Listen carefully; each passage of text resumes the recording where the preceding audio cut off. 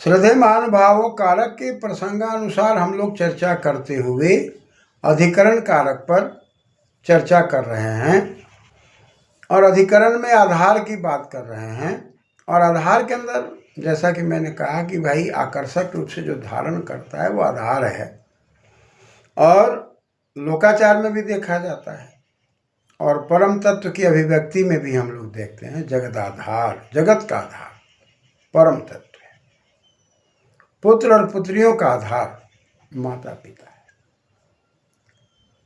बालक और बालिकाओं में माता पिता आधारित हैं, उनके आधार से ही वो बच्चे विकसित होते हैं। ठीक उसी प्रकार से शिष्य और शिष्याओं का आधार गुरु है।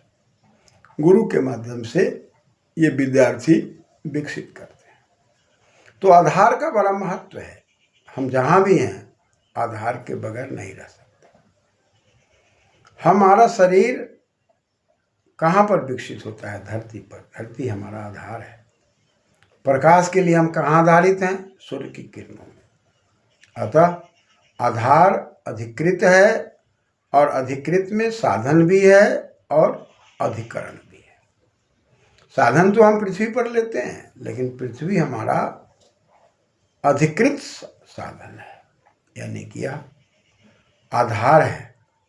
आकर्षक धारण करने की शक्ति है जिस पर हम रहते हैं, और इसी में हम व्यापक भी होते हैं, व्याप्त भी होते हैं। व्यापक और व्याप्त का संबंध है।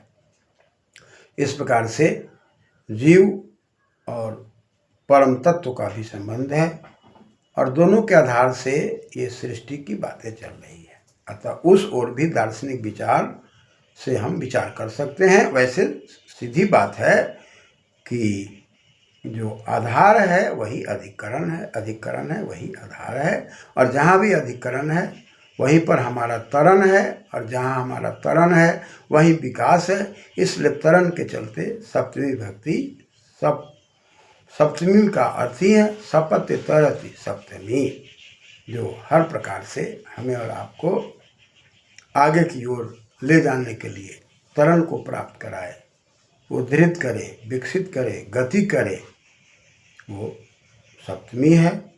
तो सप्तमी तभी है जब अधिकरण कारक है। धन्यवाद।